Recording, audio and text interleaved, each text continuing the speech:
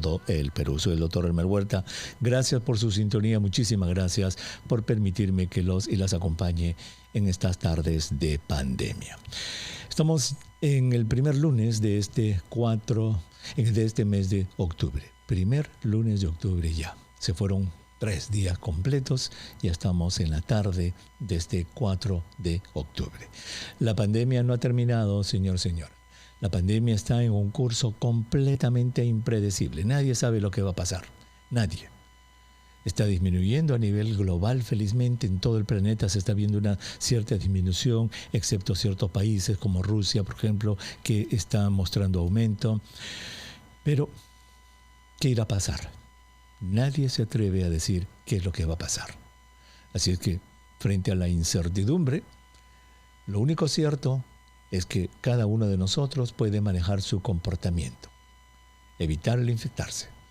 A pesar que ha bajado la prevalencia, las tasas de infección son bajas, todavía el virus está dando vueltas por allí.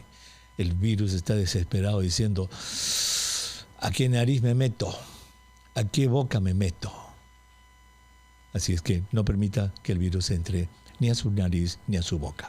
Sus mascarillas, respete las distancias, no organice eventos en lugares a puertas cerradas, no acuda a lugares que están cerrados en donde haya gente.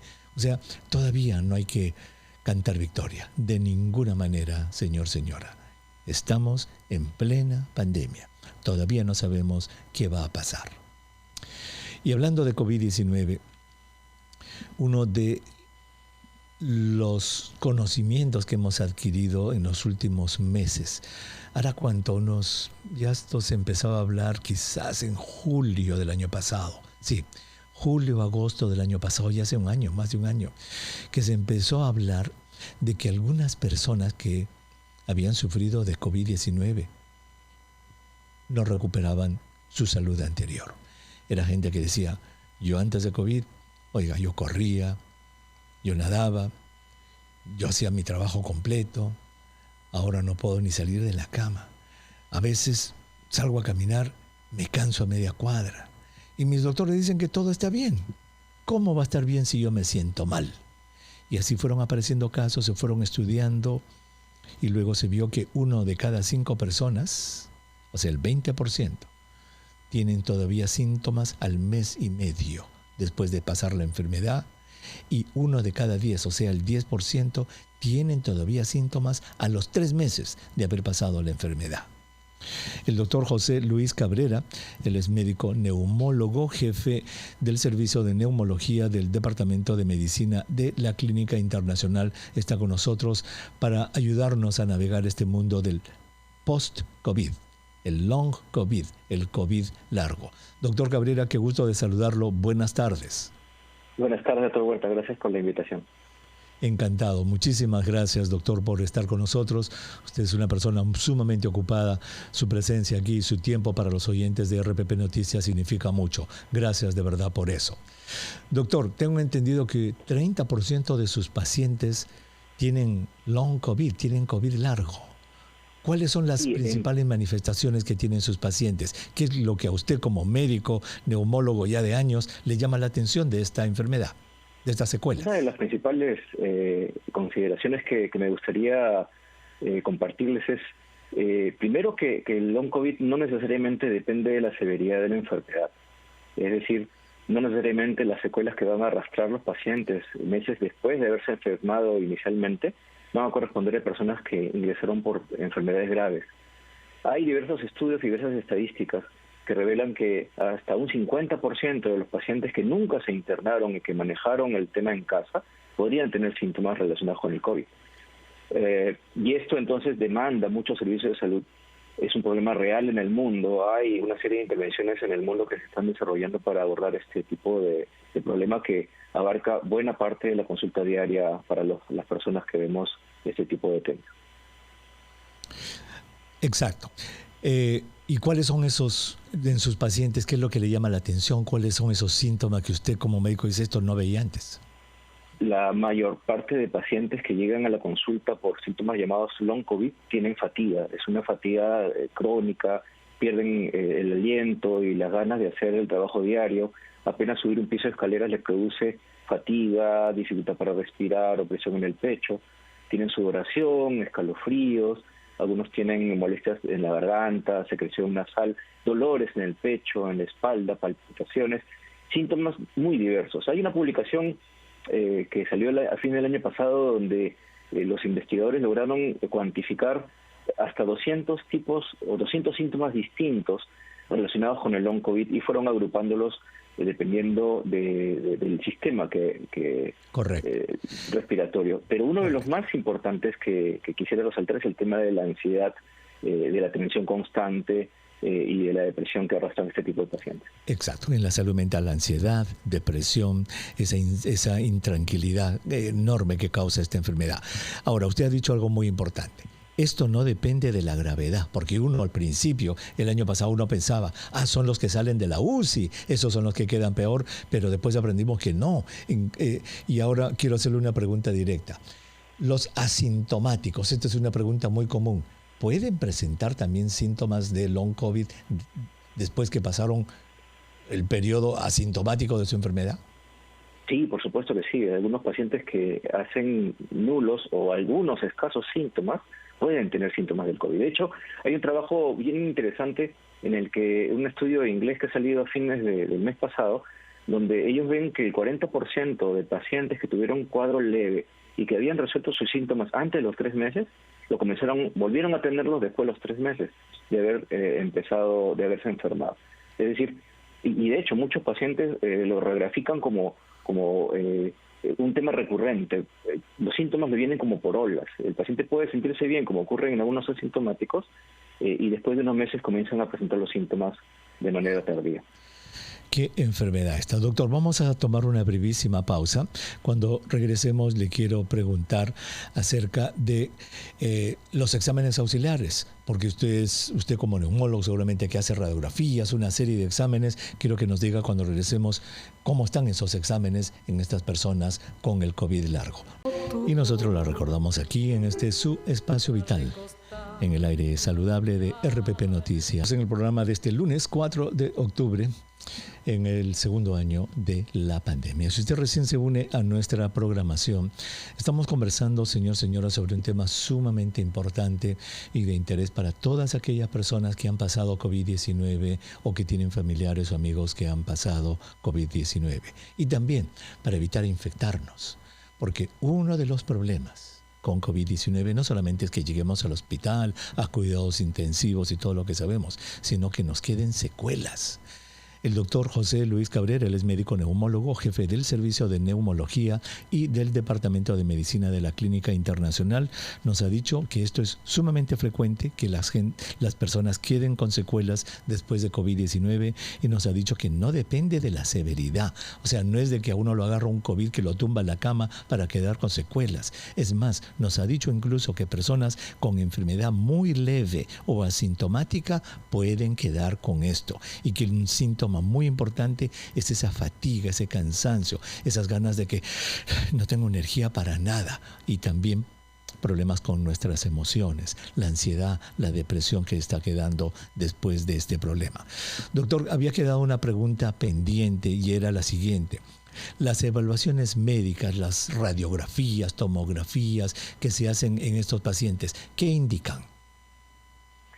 En general, hay una serie de guías que solemos seguir para racionalizar el uso de recursos de salud. Estas guías no recomiendan hacer de rutina, como tampoco se recomienda en cualquier neumonía, realizar tomografías o radiografías seriadas, me refiero con cierto tiempo de intervalo, para tratar de ver si es que las lesiones pulmonares pudieron resolver. La mayoría de veces lo hacen. Y hay indicaciones claras para hacer la tomografía de control, sobre todo en casos severos que han estado en cuidados intensivos o pacientes en quienes se sospecha de una enfermedad concomitante. En general, la gran mayoría de personas logran resolver los problemas neumónicos, las neumonías sin mayor problema, y sí tenemos que prestar más atención a las personas que han tenido un cuadro severo que requirieron cuidados intensivos. En general es eso. Y también es importante señalar que los pacientes que llegan al control por consultorio para evaluar la posibilidad de que tengan algún problema secuelar no requieren en general un estudio completo como ellos lo buscan. Lo que hacemos los médicos es identificar cuáles son los principales problemas médicos, los principales sistemas que pueden estar afectándose. Y de acuerdo a ello, solicitarle los estudios que sean relevantes para aclarar esa sospecha diagnóstica. Fabuloso, muy buena aclaración. Entonces ustedes evalúan, ustedes determinan lo que van a usar, lo que no van a usar y obviamente hacen el diagnóstico y explican al paciente y trabajan con el paciente. Ahora, obviamente estamos hablando con usted que es un neumólogo, estamos centrándonos en los síntomas respiratorios, pero también hay cardiovasculares, estoy seguro que usted lo ve, palpitaciones, cambios de la presión arterial, o hay problemas en los oídos, la nariz y la garganta, dificultad para tragar, el famoso tinnitus queda por mucho tiempo, los zumbidos en los oídos, ojos secos, conjuntivitis, queda dolor de cabeza, pérdida del gusto, del olfato por meses y meses, y todo esto queda. Doctor, el problema, incluso con lo que usted nos dice en su consulta como neumólogo, ese cansancio, esa dificultad respiratoria, debe ser muy frustrante para un médico cuando el paciente le dice, doctor, ya me hizo el diagnóstico, tengo COVID largo, ¿y ahora qué me va a dar? Cuando usted le dice, mira, no hay mucho que le pueda dar, señor. Eso debe ser muy frustrante, doctor. Sí, ciertamente, porque primero que no tenemos claro el origen de los síntomas del long COVID, del COVID largo. Hay algunas teorías que quizás podemos conversar si es que tenemos tiempo, pero ahí viene un poco la importancia del manejo multidisciplinario, porque dependiendo del tipo de sistema que se afecta en el long COVID, es que nosotros solemos hacer un manejo integral con las otras especialidades, neurología, cardiología, otorrinolaringología, que en general son las especialidades que más apoyan en el manejo integral del COVID-19. Y un aspecto importante es el tema de salud mental. En la institución donde hemos trabajado hemos potenciado el sistema de atención en salud mental porque hay muchos pacientes en quienes la ansiedad y la depresión asociada al long COVID agrega síntomas, como que el paciente somatiza más y requiere un manejo de ese tipo, psicoterapia, terapia cognitiva, manejo con ansiolíticos, antidepresivos. Y además, sin ser menos importante, lo que nos ha resultado sumamente útil es el manejo integral que incluye la terapia física, la rehabilitación. Aquellos pacientes que tienen falta de aire, esa sensación de pecho de oprimido, que tienen falta de aire a pesar de que no tienen lesiones radiográficas distinguibles, van muy bien con la terapia física y rehabilitación. Exactamente, yo creo que usted ha dicho algo muy importante, porque esto de la salud mental, porque hay algunos pacientes incluso que de repente se ofenden, doctor. Usted sabe cómo el estigma para, digamos, tomar una consulta con un psiquiatra, con un psicólogo, está tan presente y es algo con lo cual nosotros en el programa luchamos todo el tiempo, los miércoles que hacemos salud mental. Si usted le dice a un paciente, señor, mire, yo quisiera que lo vea un psiquiatra, un psicólogo, no sé si el paciente le dice, mire, doctor Cabrera, yo he venido por lo del pulmón, no por lo de la psiquiatría. ¿Cómo lo convence usted? ¿Cómo le dice que es necesario el tratamiento de salud mental? Una de las cosas que yo he notado ahora es el cambio de muchos estigmas, ¿no? Y una de las situaciones favorables dentro de todo lo negativo de la pandemia es que el paciente tiene más proclividad a aceptar ese tipo de recomendaciones. Anteriormente, como usted muy bien lo dice, no es así. Y es que el COVID representa tal carga emocional por todo lo que nos entra en los medios, la mala información, las fake news y etcétera, que el paciente trata de aceptar cualquier ayuda que le sea posible. Qué bueno. Doctor, tenemos 1 minuto y medio. Sé que usted tiene que irse después de la hora, tiene una reunión. Muchísimas gracias por haber estado con nosotros. Recomendaciones finales. Obviamente, lo mejor es no infectarse. Lo mejor es no desarrollar COVID para no tener la cosa. ¿Se presenta esto en personas vacunadas después que han tenido COVID? Es bien importante, doctor, porque no hay ningún medicamento que uno pueda usar durante el COVID para cortar el COVID, entre comillas, y tampoco para evitar el long COVID. Pero la medida más efectiva para evitar que alguien tenga long COVID es la vacunación. En muchos estudios, la frecuencia de long COVID en personas que una vez vacunados desarrollan la enfermedad es muy baja. Y si la tienen, el tiempo de duración del long COVID va a ser mucho menor. Que la vacunación ha demostrado ser efectiva no solamente para disminuir la severidad y duración de los síntomas en un paciente vacunado, sino también los síntomas y la posibilidad de que tenga long COVID. No deja de ser sumamente importante la vacunación en esta entidad en particular también. Muy importante, nos quedamos con eso, doctor. No solamente la vacunación sirve para no llegar a cuidados intensivos y no morir, sino para evitar las secuelas del COVID que pueden quedar, lo ha dicho usted muy claro. Doctor, muy agradecido, gracias por haber estado con nosotros en el programa. Por nada, doctor, no creo dejar pasar la oportunidad para saludar a mis colegas por el día de mañana, que se conmemora el Día de la Medicina. Un abrazo cariñoso a todos los colegas, sobre todo los neumólogos y sobre todo las familias de tantos neumólogos y médicos peruanos que han fallecido en esta pandemia. Muchas gracias. Le tomamos la palabra. Gracias, doctor. Feliz día para usted mañana también. Muchísimas gracias por haber estado con nosotros.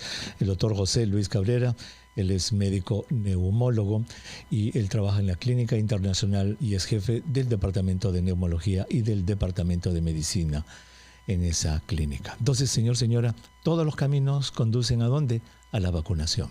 Por favor, si usted solamente se ha puesto una dosis y porque le han comido el oído, alguien le ha comido la oreja y dice, no te ponga la segunda, no te ponga la segunda, por favor, complétela, señor. Hay vacunas. Y si usted está de esas personas que igual le han comido las orejas, que no, que la han hecho muy pronto, que no, que te van a poner un chip, que no, que mira, ¿sabe qué? Por favor, señora, por favor, vacúnese. La vacuna no solamente, como el doctor Cabrera ha dicho, lo va a salvar de la UCI y de la muerte, sino de estos síntomas tan fastidiosos que no se sabe, la verdad, en qué siquiera van a acabar. Regresamos con el consultorio vital. No se vayan.